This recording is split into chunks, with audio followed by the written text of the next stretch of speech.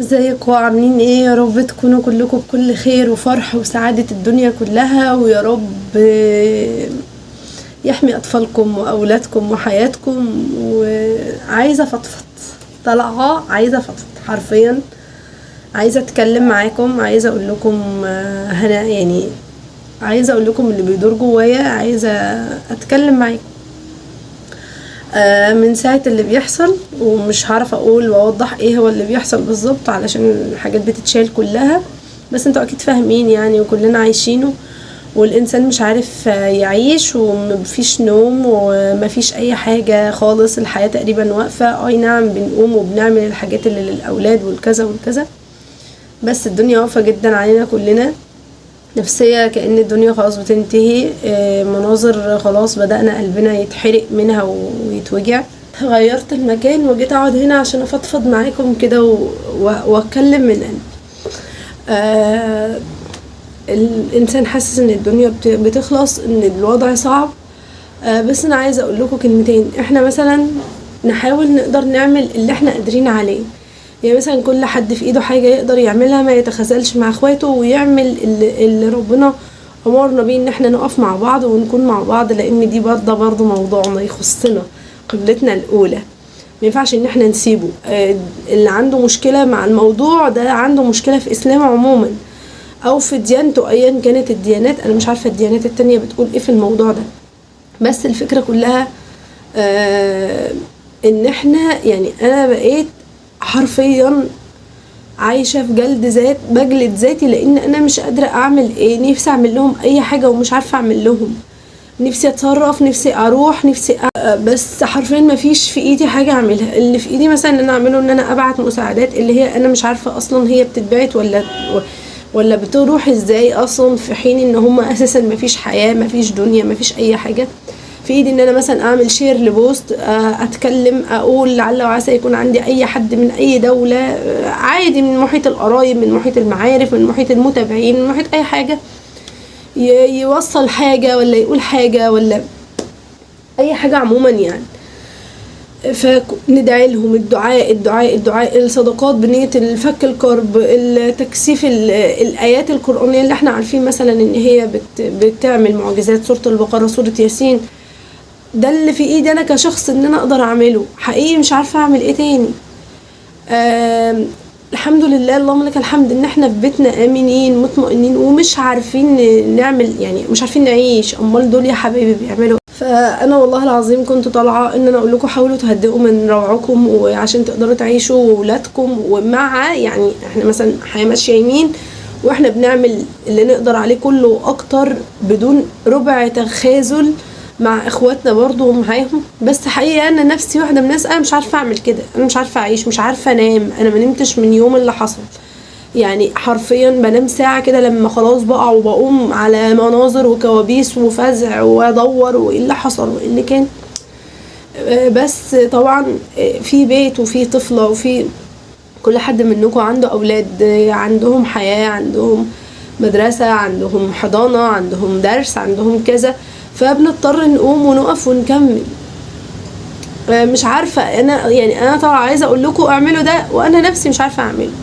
فاحنا نحاول وربنا يكرمهم باذن الله، لان الله عدل وحق، واسمه العدل واسمه الحق. فاكيد طالما قال انا هنصرهم هينصرهم، طالما قال ده ابتلاء ليهم وهم رجالة واقوياء وكذا، يبقى ربنا عارف هو بيدي ابتلاءه لمين.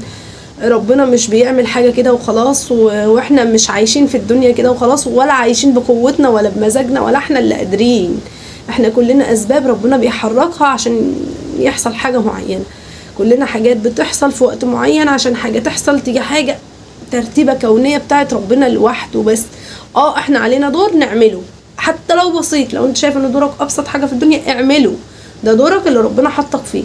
لكن احنا حرفيا الموضوع بقى يعني خلاص بقى، يعني سبحان الله، هم عندهم قوة مش عندنا ولا عندنا ربعها اعتقد، يعني ان هم صابرين ومحتسبين. الطفل بيجي بيتكلم كأنه ارجل من ارجل راجل، ما شاء الله اللهم بارك. احنا مش كده، يعني احنا خايفين في بيوتنا ومطمئنين ومقفول عنا بيت، وعارفين ان مفيش قصف علينا ولا ده ولا ده، وخايفين والمناظر وازاي الشكل ده وازاي حصل كذا، غصب عننا برضو، ما احنا بشر.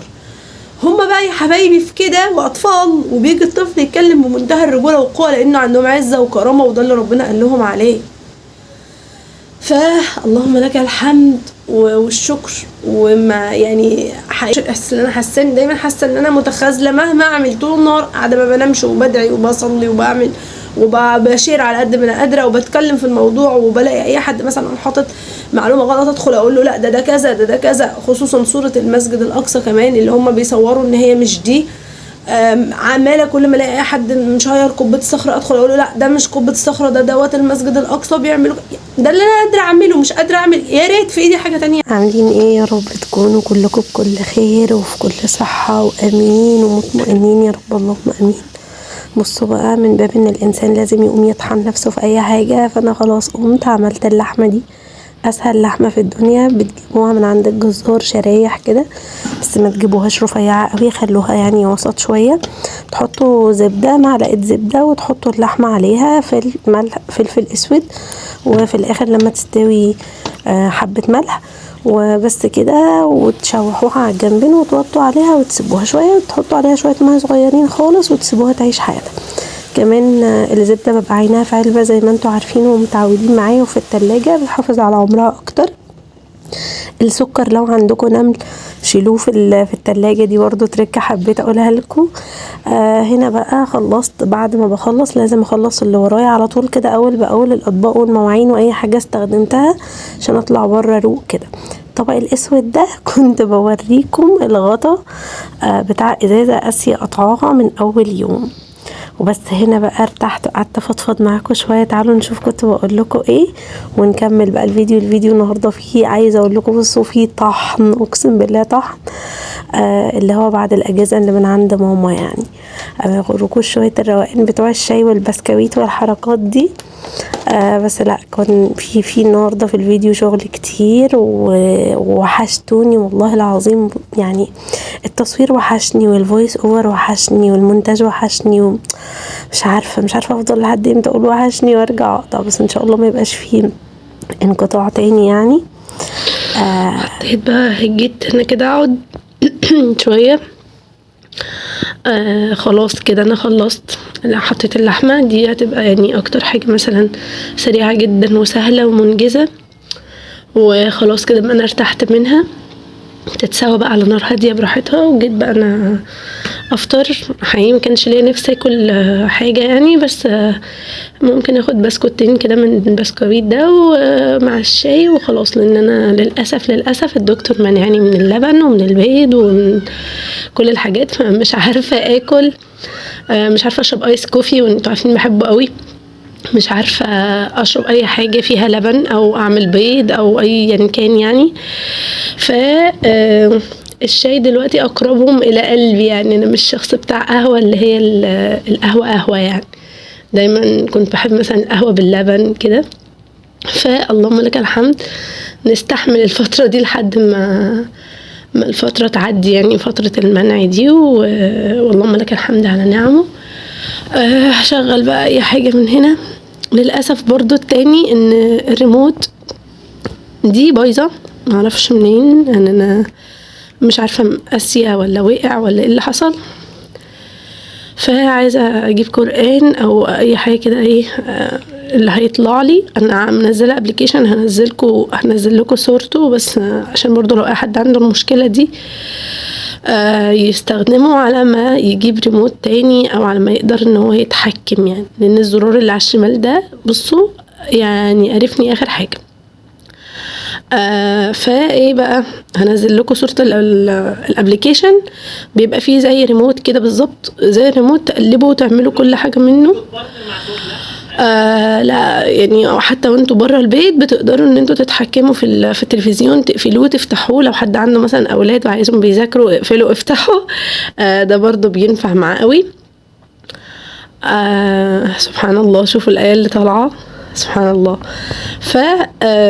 هنزله لكم برضو، بس انا مش عارفه انزله لكم دلوقتي عشان يعني هاخده سكرين شوت، لان انا بصور من نفس الموبايل اللي فيه الابليكيشن، فمش عارفه اقلب منه.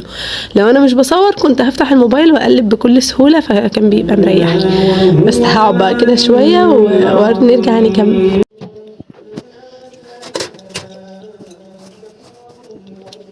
طلعوا من كوباياتكم. اول حاجه طلعوا من الكوبايات بتاعه الجهاز بتاعكم او اطباق او كل حاجه استخدموها، تمام. تاني حاجه بصوا تشربوا كده، تبقوا بتفتحوا نفسكم، حتى لو اللي هو هتقدروا ترفعوا الازازه يعني وخلاص، او اي حاجه وخلاص، بس لا بجد هيفرق معاكم نفسيا. والحاجات كمان يعني هيفرق معاكم نفسيا. والحاجات تاني حاجه افتكروا تشربوا ميه، عشان انا ما بشربش ميه وحقيقي ده بيعمل لي مشاكل كتير وبيفقد الجسم حاجات كتير.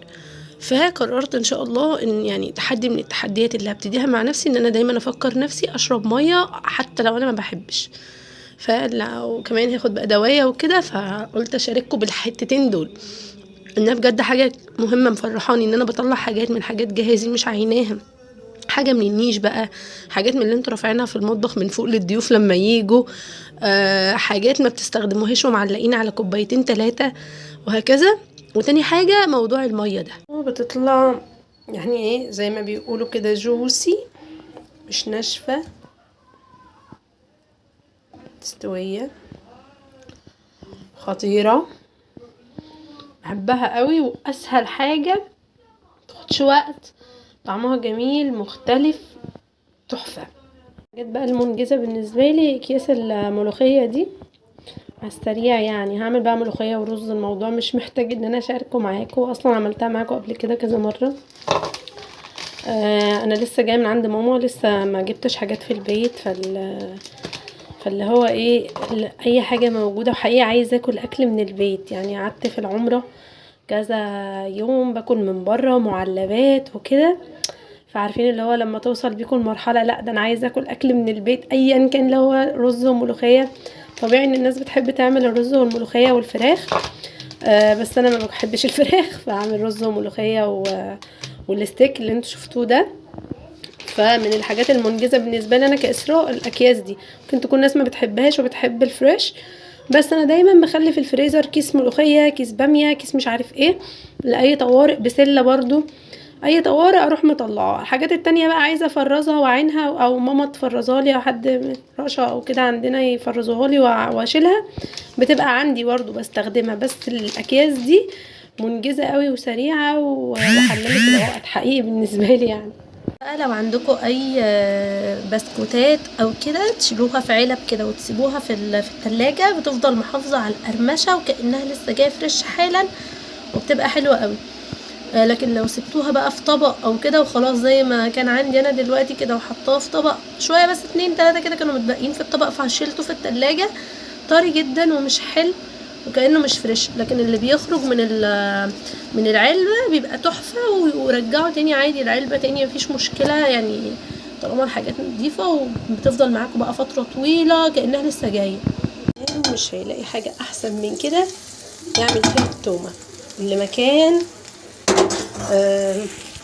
مكان صوص اللحمه. بصوا رهيبه، بس اهم حاجه بس ما تكونوش حارقين الصوص، عشان ما يبقاش الطعم بالنسبه لكم في حرق او طعم مش احسن حاجه. دي تومه الملوخيه، انا بحب يعني ما حطيتش فيها شوربه لان اللحمه دي ما كانش فيها شوربه، فقلت اجرب المره دي كده احط على الصوص بتاعها، جايز ايه طعم يبقى كده معليينه يعني.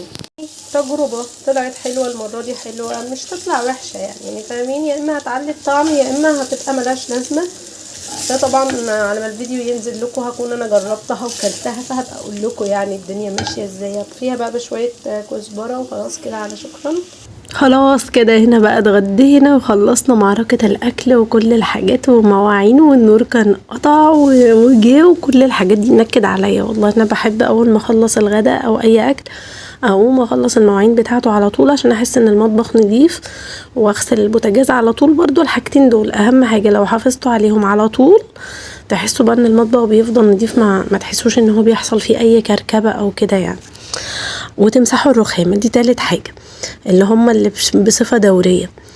فراح النور قطع، حسيت ان ايه ده كل حاجة متكركبة عليا، فنمت يوميها، نمت واستنيت بقى لما صحيت من النوم. بتخنق جدا من الضلمة، اكتر حاجة تقريبا بتخنقني.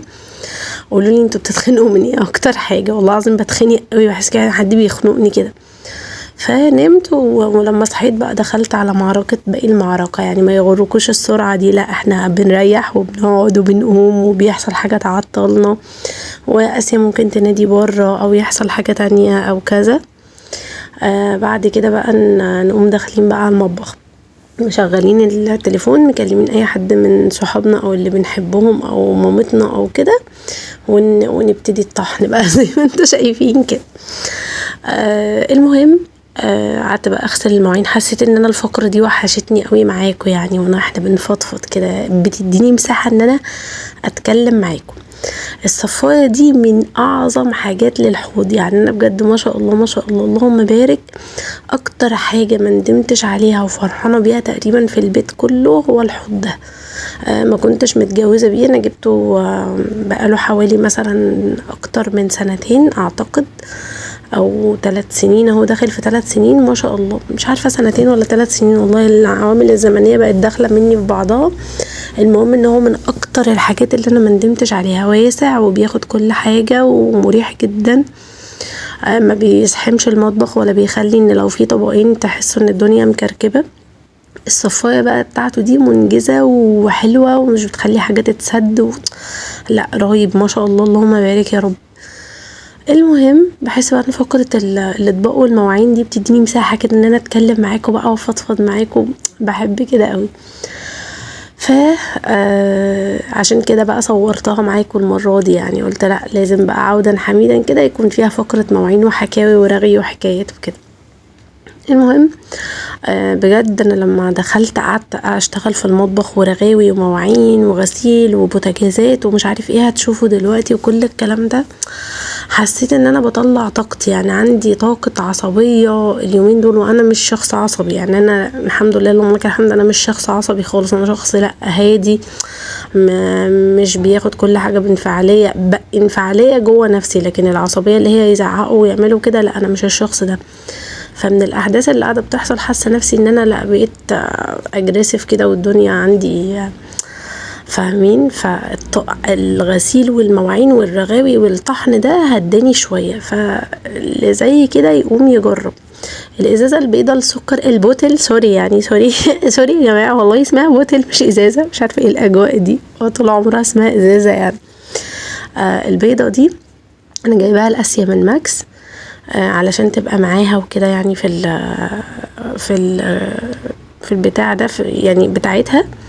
المهم راحت قطعاها كده من اول يوم وراحت حاطه جواها صلصال، اللي هو من يعني تاني يوم بالظبط راحت قطعه البتاع بتاعتها اللي هي المفروض بتشرب منها، وراحت حاطه جواها صلصال. فانا طبعا اتقهرت قهر السنين لاني جايبها لها وانا جايه من العمره وانا ما شفتهاش هنا الصراحه، وكانت عاجباني قوي. نقعت البتاعه بتاعتها من فوق دي عشان اطلع منها الصلصال وهخليها لها بقى تبقى للبيت يعني وخلاص. وطلعت لها واحده بينك كده صغيره اللي هي ب25 جنيه ولا حاجه، وللاسف يا جماعه الخير هي دي اللي نافعه معاها فسبحان الله يعني مش جايه معاها ماكس. دخلت بقى على معركة البوتاجاز زي ما انتوا شايفين كده. بصوا بقى بطل الفيديو النهاردة الصابون السائل، اي نوع صابون سائل انتوا بتستخدموه عموما، مش منظفات خالص. يعني انا ما استخدمتش اي منظفات تقريبا في تنظيف المطبخ كله، يعني نظفت الحوض طبعا مواعين كده كده بالصابون السائل، البوتاجاز كله. خلينا بس متفقين ان انا الحوامل دي ان شاء الله عايزه اعملها، ما عملتهاش في الفيديو معاكم، بس البوتاجاز كله والازاز كمان بتاعه، يعني مش البوتاجاز الستيل بس لا والازاز كمان.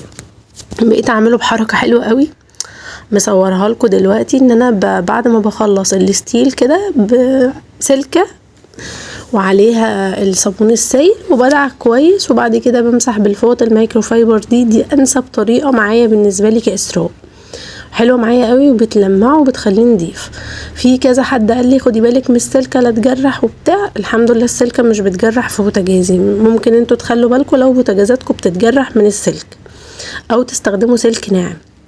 برضو الازاز بعمله بالليفه كده، ولو عليه دهون كتير بالسلكه والليفه، وبرضو الحمد لله اللهم لك الحمد مش بتجرح، وعليهم نقطتين صابون سائل وحبه ميه وبيطلع كل حاجه. بمسح بفوطه مايكرو فايبر بس تبقى نظيفه ما تبقاش فيها دهون او مش نظيفه، وبلمع بمناديل. بصوا بيطلع بيلمع وزي الفل. وبرضو الستيل ممكن تعيدوا عليه بمناديل كده، بس المناديل اللي هي التقيلة بتاعة المطبخ.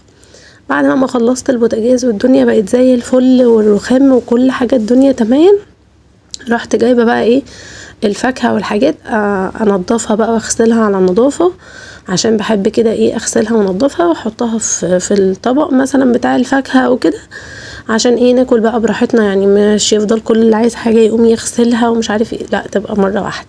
طبعا يعني زي اي ام مصرية وزوجة مصرية الاكياس مش هنرميها، الاكياس بتاعة الفاكهة دي هنشيلها للباسكت الصغير اللي هو ايه ببقى حاطاه جنبي دايما، ده اقشر فيه حاجة بطاطس بصل مش عارف ايه الكلام ده كله، او للبساقط الصغيرة اللي هي بتاعة التويلت والحاجات دي. فنضفت، كنت قاعدة بقى بنضف في البلح، متخيلة ان انتوا شايفين وانا بشيل منه الحاجات، وفي الاخر اكتشفت ان انا بعيد عن كادر الكاميرا اصلا. فنضفت كل الحاجات وظبطت كده حطيت في الطبق، وبعدين بقى ايه نبذة بسيطة عن التردد بتاعي. بصوا الموز شيلته حطيته، رجعت شيلته حطيته. بالمناسبة الصينية اللي هي اللي على اليمين دي اللي هي لونها طالع بيج دي كده، بصوا واخده قلبي وروحي، هتلاقوني بستخدمها في كل حاجه. مش عايزه اقول لكم ان انا جايباها معايا من العمره وانا جايه، متخيلين لدرجه ايه؟ معرفش ليه رغم عاديه، متخيلين من اول ما شفتها قلت لا انتي لازم تروحي معايا. المهم لحد هنا، يا رب يكون الفيديو عجبكم، ويا رب كنت خفيفه على قلبكم كده، ويا رب اكون وحشتكم زي ما انتوا وحشتوني، ويا رب اشوفكم في فيديوهات جايه تانية كتير وكتير وكتير، ونبقى مع بعض دايما. واستنوني بقى في فيديوهات جايه تانية كتير، ويلا اشوفكم على خير ودايما مطمئنين وامنين يا رب، اللهم امين. يلا باي باي.